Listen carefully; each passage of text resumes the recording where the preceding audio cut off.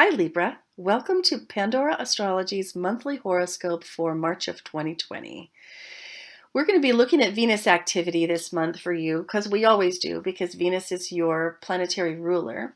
But also you probably know that Mercury is retrograde and it's going to be going direct, so we'll be talking about that. And there's another change that's happening that's a pretty big deal, and that's that Saturn is moving into Aquarius. So beginning with relationship activity, Julia, what are your thoughts for Libra this month with that Venus? Well, Libra, I know how much you care about relationships. And so I'd love to tell you that Venus is going to be entering your eighth house of deep intimacy on March 4th. And she's going to be spending most of the month in this house. And that's the house, again, of intimacy and shared resources. And wherever we have Venus is where we can experience some pleasure. So you could have the urge to merge a lot more deeply with your partner. And that can include physical merging, emotional, as well as financial too. Then the next planet I'd like to talk about is Mars, which is the planet of activity and drive. And Mars is going to spend most of the month in your fourth house of family and home. So that means that you could be really driven to do lots of projects around the house and get a lot of things done, which is awesome. Though you also might be more inclined to having arguments with your family or with the people you live with too. Then Mars enters your fifth house of entertainment and games on March 30th. So you could be feeling a lot more competitive in the games you play, which could lead to fights if you're not being a good sport about things too. Now, this month is also interesting because we're having the spring equinox on March 19th, and that's when the sun moves from the final degree of Pisces right into the first degree of Aries. So it's really the beginning of a new cycle. And that's also happening in your house of partnership. So it's a really great time to get a fresh start in your relationship too. And then the last important planet to be considering is Saturn, because Saturn is going to be having a really big transition, which is going to start off a few-year cycle ahead as Saturn moves into Aquarius, though he will be bouncing back and forth between Aquarius and Capricorn this year. But when Saturn moves into Aquarius, that's going to be on March 21st, and it's going to correspond with your fifth house of games, amusement, and children. So wherever we have Saturn is where we can experience some blockages. Let me say that again. Some blockages and some frustrations, which really test us and force us to examine what we can do to sort of secure and manifest these things better in our life. So since the fifth house is such a sort of fun and playful house, you might feel like there's more of a sort of wet blanket covering up your fun times. And this is, not necessarily like a party animal transit, but if you have a creative side too, you could also experience a little bit of a creative block as well. Though Saturn is also the planet of manifestation. So this could be a time of taking your fun and games in your life a little bit more seriously so that they can become a better expression of you too. And any art and creative things that you do make during this transit are, going to Saturn has a tendency to also make things last for a long time. So they could have lasting value to you as well. And what else are you seeing this month, Jamie? Well, Mercury is doing a bunch of stuff. I'm going to set this chart back to the beginning of the month and we can see what Mercury is up to. So Mercury begins the month here in Pisces in your sixth house, bringing lots of confusion at work, lots of old conversations that sort of cropping up and feeling like they were unfinished in the first place or miscommunicated in the first place.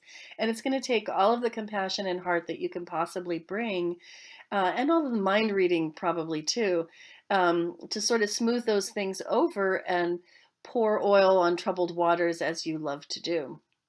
Now, as the month goes on, Mercury retrogrades back into Aquarius, and that's actually really good news because Mercury loves to be in Aquarius.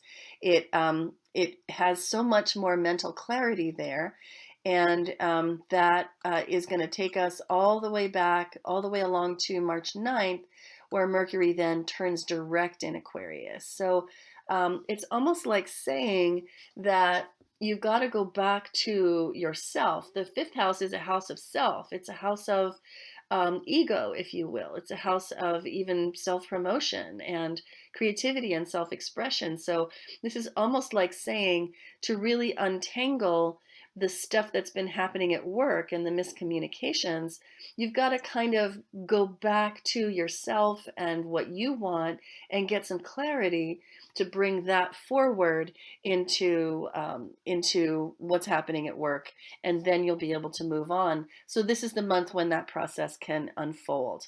Now, on March 9th, there's another thing that's coinciding with Mercury going direct, and that is that there is a full moon in Virgo, and that is falling in your 12th and your 6th houses. The Sun and Neptune in your 6th house have been adding to the confusion that Mercury is feeling at work, and also the need for compassion and understanding, which hopefully you've been bringing a lot of, because that can really help. But this moon in Virgo in the 12th house sort of suggests that you might find comfort in creating the order that you can when you're alone in solitude and when you're away from the messy region of your job. So that could be a really great time to just kind of pull inward and spend some time with just yourself, where you actually have control over what happens in your space. And that should give you the strength to, as Mercury continues direct for the rest of the month, take yourself back to work with the clarity that you've gained, and have some really good effects there. Now, I want to talk also about the new moon in Aries that's happening later on in the month. And this is going to connect with what Julia was saying about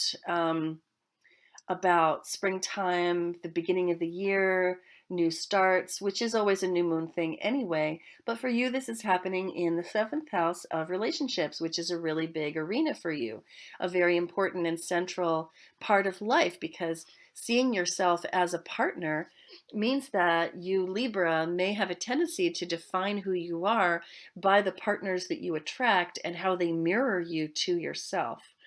So this could be a moon where it's really time for some new beginnings and some assertion, some directness, an end to passive aggression, if there's been any of that in your relationships, and a real healing.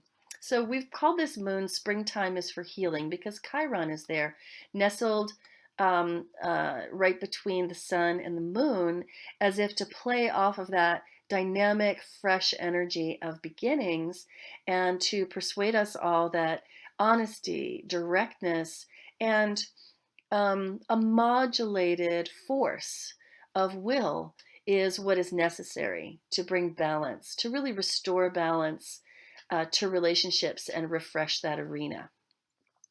So you will find more videos about these topics in our March 2020 news playlist, which talks about how the full moon in Virgo dovetails with Mercury going direct, and this new moon in Aries, springtime is for healing, also Saturn in Aquarius, and other things. If you wanted to have a reading this month, I would suggest, because of the activity in your 5th house, which is the house of fun and play, and also the house of love affairs, light, fun relationships with playmates, if you will. And also because of activity in your 7th house of true partnership, I would think that a lifelong love reading would probably be the thing that you would want to discover what is your best type to relate with, and how to manage your relationships in the best possible way for you and your partner. So you'll find links for that in the YouTube description below. And you'll always find your horoscope here in our YouTube channel and on our website at pandoraastrology.com/horoscope. And we sure do love you, Libra. And we hope you love yourself as much as we do. And we'll see you next month and all around the cosmos. Bye-bye.